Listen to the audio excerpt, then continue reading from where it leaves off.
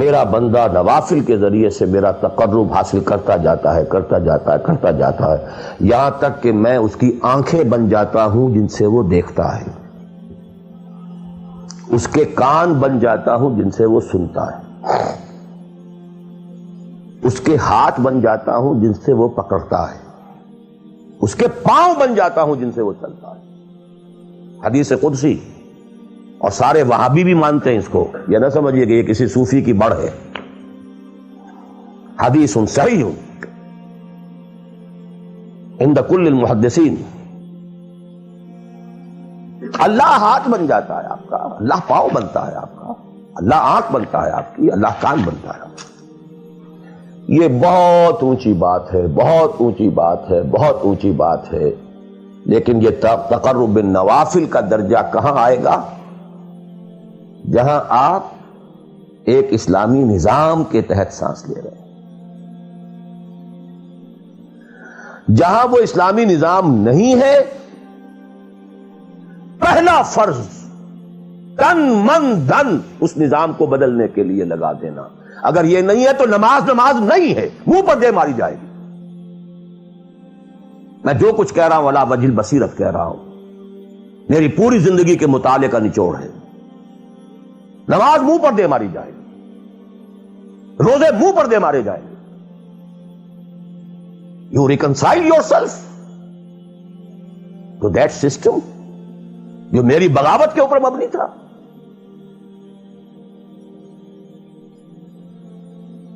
پہلا فرض یہ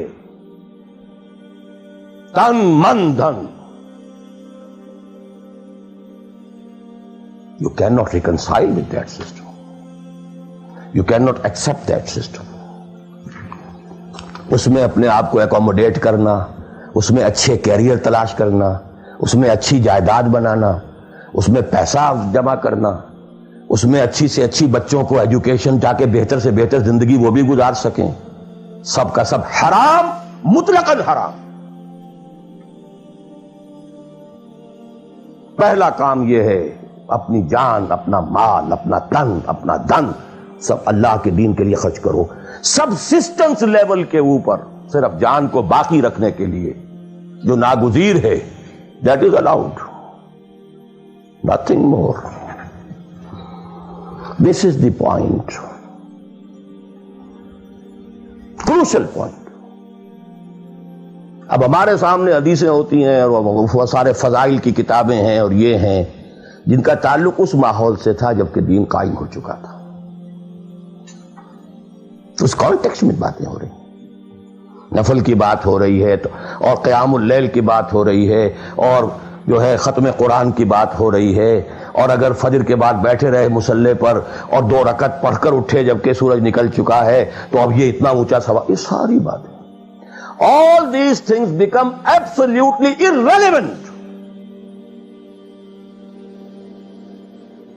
The deciding factor is دین غالب ہے، ٹھیک ہے، چلو نوافل کی طرف، قرات کی طرف چلو، جتنا آگے سے آگے یتقرب الی العبد بالنوافل،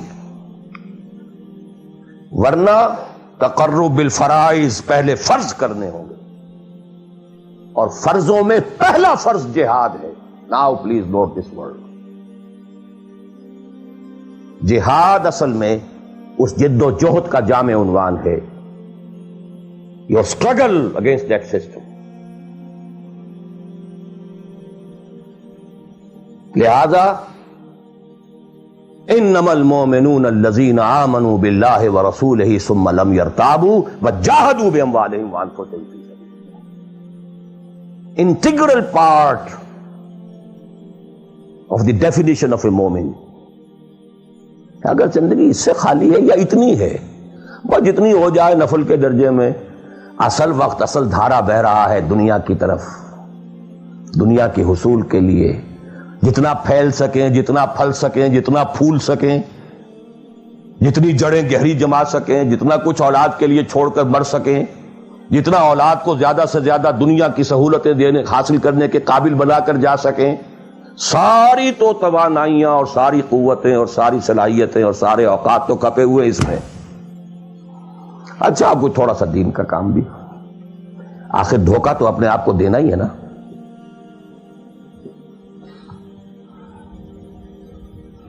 قسمت فروش عورتیں بھی تو کالے کپڑے پہن کے جلوس میں نکلتی ہیں تازیوں کے، اور سبیلیں لگاتی ہیں اور مسجدیں بناتی ہیں. They have to deceive themselves. ڈاکو لوگ نہایت سفاک یتیموں اور بیواؤں کی سرپرستی کرتے تھے. ہمارے معاشرے میں جو بستہ الف بستہ بے کے غنڈے ہوتے ہیں، ان کے ہاں بھی نیکی کا، پن کا، خیر کا کھاتا ہوتا ہے. اسی طرح کچھ مذہبی ایکٹیویٹی ہے. اصل شے یہ ہے کس ماحول میں رہ رہے ہیں. بہت خوش قسمت ہوتا میں اور آپ، پھر آپ اچھے سے اچھا پہنتے، کوئی اعتراض نہیں، اچھے سے اچھا کھاتے. قل من حرم زینۃ اللہ التی اخرج لعبادہ والطیبات من الرزق. خلافت راشدہ میں آپ رہ رہے ہیں، آپ حلال ذریعے سے کما رہے ہیں، آپ بہت اچھا کھائیے، بہت اچھا پہنیے، بلکہ اللہ چاہتا ہے کہ اس کی نعمت جو اس نے تمہیں دی ہے وہ تم پر ظاہر ہو. لیکن پلیز نوٹ دی کانٹیکسٹ. دین مغلوب ہو اور آپ اچھا پہننے اور اچھے کھانے کی فکر میں ہو. مجھے جملہ یاد آ رہا ہے حضرت ابو بکر کا رضی اللہ تعالی عنہ. تھوڑا سا مسئلہ ہوا تھا کہ لوگوں نے کہا کہ زکوٰۃ ہم دیں گے لیکن زکوٰۃ ریاست کو نہیں دیں گے، اپنے طور پر خرچ کریں گے. حضرت ابو بکر نے فیصلہ کیا ان کے خلاف جنگ کا. حضرت عمر جیسی شخصیت بھی مشورہ دے رہی ہے کہ دیکھیں نہیں، 2 فرنٹ پہلے ہم نے کھولے ہوئے ہیں.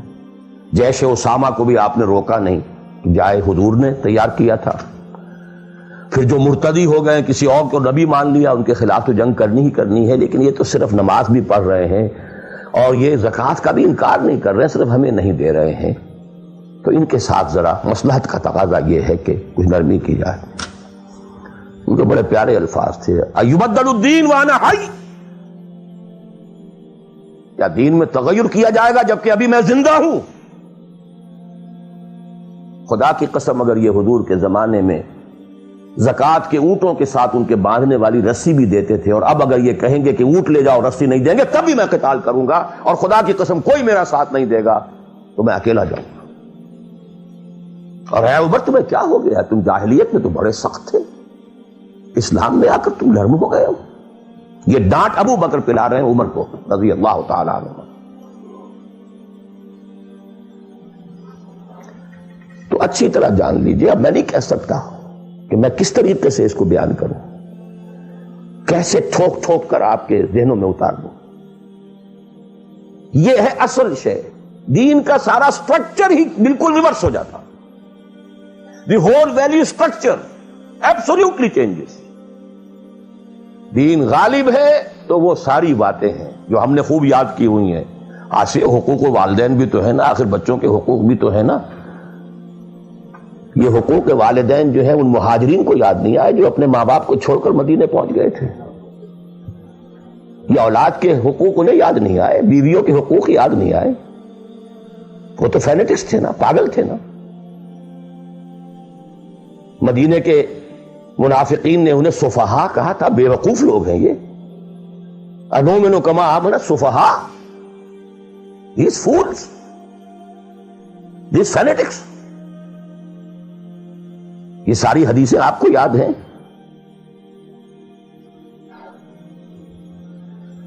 فرق ہے. اسلام غالب ہے تو مسئلہ کچھ اور ہے. اچھا کھائیں، اچھا پہنیں، نوافل ہے، نوافل پر نوافل ہے. جتنی ترقی کیجئے دنیا میں کرنا چاہیں دنیا میں کیجئے، روحانی ترقی کرنا چاہیں روحانی ترقی کیجئے. سارے میدان کھلے. علم میں، پروفیشن میں، کسی خاص فن میں ترقی کرنا چاہے کیجئے. دین غالب نہیں ہے اور آپ خود 50%، 60%، 70%، 90% کافر ہیں، اس لیے کہ اس ماحول کا جز ہیں جس میں کفر کا نظام ہے.